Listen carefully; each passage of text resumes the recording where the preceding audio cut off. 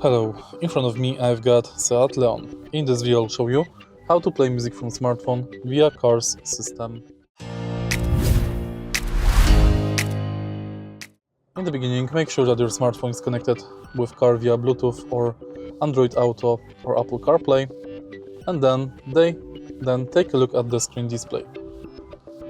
Now, go to Music, Media and Source.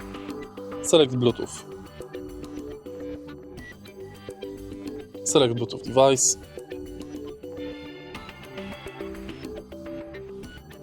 And now, on your smartphone, you can play anything you want, and it will be played via car's system.